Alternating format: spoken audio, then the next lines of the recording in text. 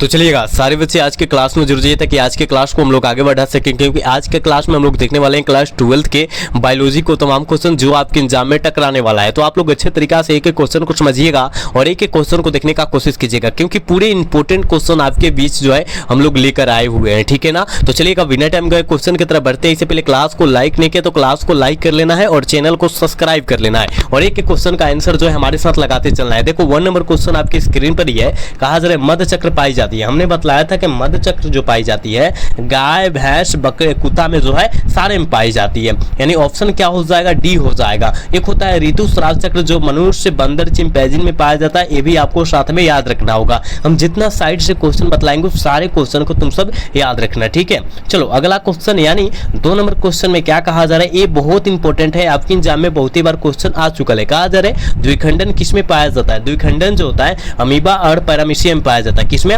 Amoeba और paramecium पाया जाता है, इसलिए ऑप्शन डी हो जाएगा। ए और बी दोनों हो जाएगा, ऑप्शन डी करेक्ट हो जाएगा, याद रखिएगा, ठीक है। अगला क्वेश्चन देखोगे यहाँ पर कहा जा रहा है ना 3 नंबर क्वेश्चन में कहा जा रहा है कि मुकुलन द्वारा जनन किसमें होता है। मुकुलन द्वारा जनन जो होता है वो किसमें होता है, हमने बतलाया था ईस्ट में होता है, बिल्कुल ऑप्शन ए हो जाएगा। 3 का ऑप्शन ए हो जाएगा, याद रखिएगा। पूरे गैस क्वेश्चन है, आपके एग्जाम में आने वाला क्वेश्चन है, तो आप लोग अच्छे तरीका से सारे क्वेश्चन को देखना। अगला क्वेश्चन देखो यहाँ 4 नंबर क्वेश्चन में क्या कहा जा रहा है। कहा जा रहा है ना निम्नलिखित में से कौन सा जंतु उभयलिंगी नहीं है। कौन सा जंतु जो है उभयलिंगी नहीं है। देखो जोंक उभयलिंगी होता है, केचुआ भी उभयलिंगी होता है, फीताकिम्बी भी उभयलिंगी होता है, लेकिन घरेलू मक्खी जो होता है एकलिंगी का उदाहरण होता है, याद रखिएगा, ऑप्शन डी हो जाएगा। 4 का ऑप्शन जो प्यारे बच्चे ऑप्शन डी लगा रहे बिल्कुल सही हो जाएगा। एक एक क्वेश्चन को समझना है और एक एक क्वेश्चन को याद करते चलना है साथ में, ठीक है।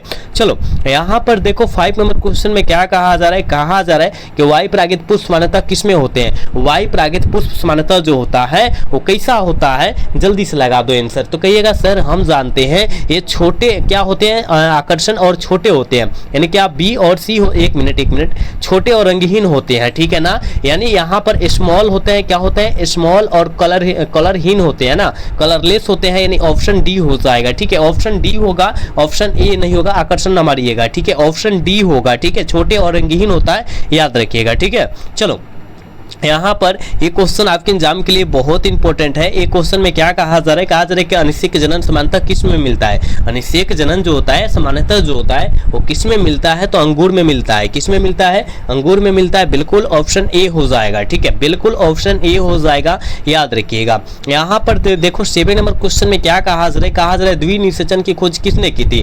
द्विनिषेचन की खोज जो है किनके द्वारा किया गया था, तो हमने बतलाया था कि नवाचिन के द्वारा किया गया था, यानी ऑप्शन क्या होगा, बी हो जाएगा। ऑप्शन क्या हो जाएगा, बी हो जाएगा। और निषेचन का खोज जो होता है स्टार वर्गर के द्वारा किया गया था, ये आपको याद रखना है, ठीक है, दोनों याद रखना है। यहाँ कहा जा रहा है स्त्री दल चक्र यानी पुष्पों में बना होता है। ये तो आपके एग्जाम के लिए बहुत इंपॉर्टेंट है कि स्त्री दल चक्र पुष्पों में बना होता है। क्या बनता है, सिस्टगमा, स्टाइल, ओवरी, सारी चीज बनता है, यानी ऑल ऑफ दीज मारिएगा, इनमें से सभी मारिएगा, ठीक है। अगला क्वेश्चन देखोगे यहाँ कहा जा रहा है ना कोशिकीय अवस्था में भ्रूण क्या कहलाता है। कोशिकीय अवस्था में भ्रूण जो कहलाता है भाई क्या कहलाता है, तो आपको याद रखना है वो जो कहलाएगा मरुल्ला कहलाता है, बिल्कुल ऑप्शन बी हो जाएगा। 9 का ऑप्शन बिल्कुल बी हो जाएगा, याद रखिएगा।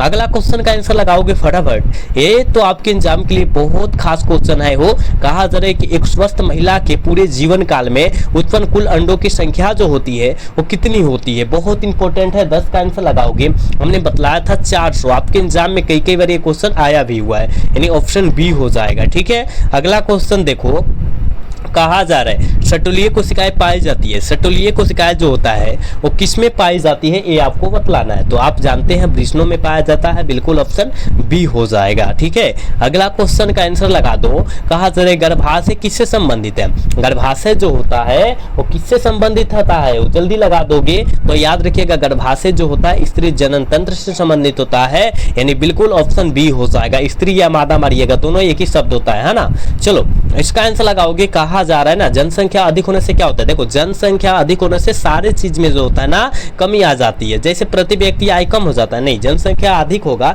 तो प्रति व्यक्ति आय कम कैसे होगा, ये तो गलत है ना। ये हाँ, प्रति व्यक्ति आय कम हो जाता है, आय मतलब आमदनी होता है, आमदनी कम हो जाता है, बिल्कुल ऑप्शन ए हो जाएगा। ऑप्शन डी न मारिएगा, गलत होता है। ठीक है, चलो इसका आंसर लगाओगे। कहा जा रहा है जनसंख्या का अध्ययन क्या कहलाता है, देखो जनसंख्या का अध्ययन जो कहलाता है वो डेमोग्राफी कहलाता है, बिल्कुल ऑप्शन डी हो जाएगा। 14 का ऑप्शन डी हो जाएगा, याद रखिएगा। जितने बच्चे देख रहे हो अच्छे तरीका से देखना, एक एक क्वेश्चन को समझने का प्रयास भी करना। चलो इसका आंसर लगाओ, क्या होता है इसका आंसर लगाओ क्या होगा, जल्दी लगाओ।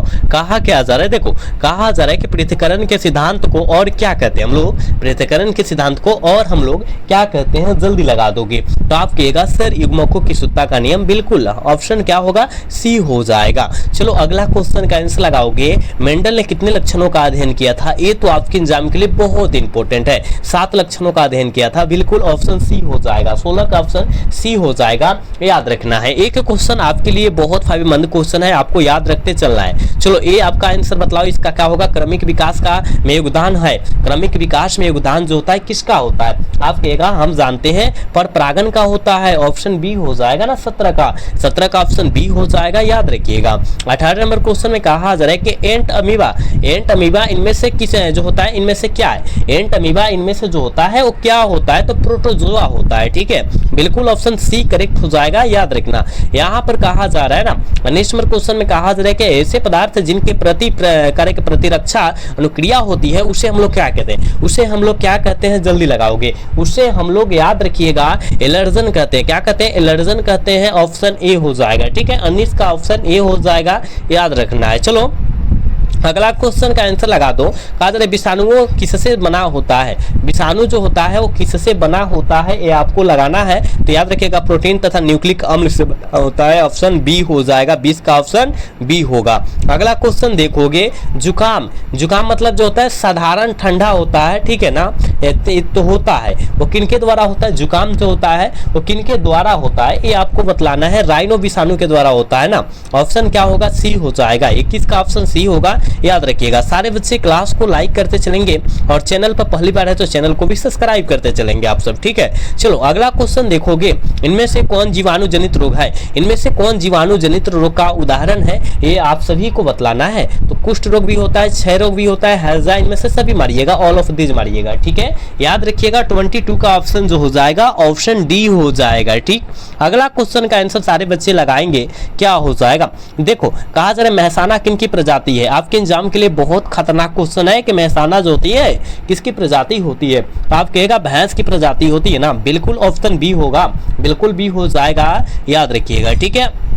चलो इसका आंसर लगाओ कि शराब उद्योग में कहा जा रहा है कि शराब उद्योग में किस सूक्ष्म जीव का उपयोग होता है। शराब उद्योग मतलब जो होता है कंपनी है जहां शराब बनती है, उस कंपनिया में जो होता है सूक्ष्म जीव का उपयोग किया जाता है। किस सूक्ष्म जीव का उपयोग होता है, तो आप कहेगा ईस्ट का उपयोग होता है, ठीक है ना, ईस्ट का उपयोग होता है, बिल्कुल ऑप्शन ए हो जाएगा। देखो यहाँ पर कहा जा रहा है ना 25 नंबर क्वेश्चन में क्या कहा जा रहा है कि मृदा में नाइट्रोजन स्थिरीकरण से हेतु हम किसका जो होता है प्रयोग कर सकते हैं, हम किसका प्रयोग कर सकते हैं, ये आप सभी को बतलाना है। तो याद रखिएगा नील है हरित बैक्टीरिया का प्रयोग हम लोग कर सकते हैं, बिल्कुल ऑप्शन ए हो जाएगा।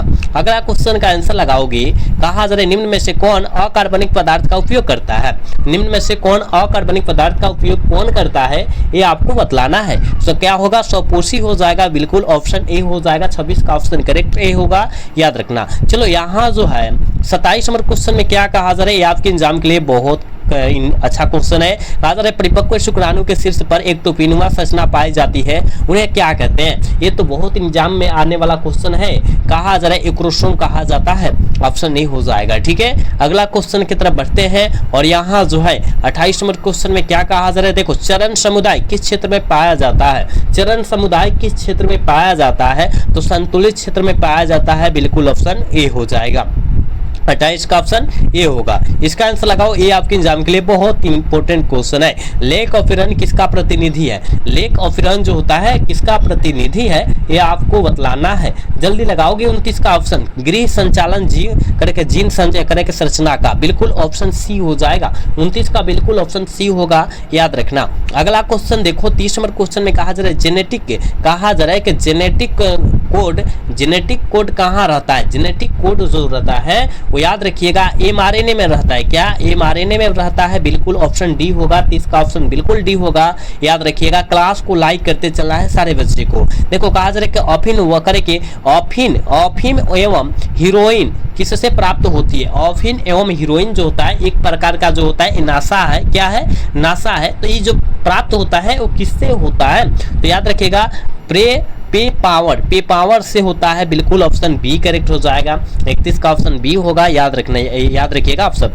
चलो, भारतवर्ष का प्रथम राष्ट्रीय उद्यान है। भारतवर्ष का प्रथम राष्ट्रीय उद्यान जो है कहाँ है, किसके लिए है, ये आपको बतलाना है। तो आप कहिएगा हम जानते हैं, याद रखिएगा किसके लिए होता है? आप कहिएगा सर हम जानते हैं कार्बोनेट नेशनल पार्क के लिए होता है। और यह जो है कब लागू हुआ था, कब बना था? तो 1936 में, आपको याद रखना है। चलो अगला क्वेश्चन की तरफ बढ़ेंगे और कहा जा रहा है ना, कहा जा रहा है विश्व एड्स दिवस किस तिथि को मनाया जाता है? विश्व एड्स दिवस किस तिथि को मनाया जाता है? ये तो आपके एग्जाम के लिए बहुत इंपॉर्टेंट है, आप सारे बच्चे को भी जानकारी होना चाहिए। 1 दिसंबर को मनाया जाता है। बिल्कुल ऑप्शन बी हो जाएगा। अगला क्वेश्चन देखोगे, कहा जा रहा है कि अखबार के कागज में कौन सा विषैला तत्व होता है? अखबार जो बनता है वो उसमें कहा जा रहा है कौन सा विषैला तत्व होता है जिससे लोगों की मृत्यु भी हो सकती है? जल्दी बतलाओगे आप, याद रखिएगा पीबी मतलब लेड। उसमें लेड का जो होता है विषैला एक तत्व होता है जिससे आदमी का मृत्यु भी हो सकता है। बिल्कुल ऑप्शन बी करेक्ट होगा,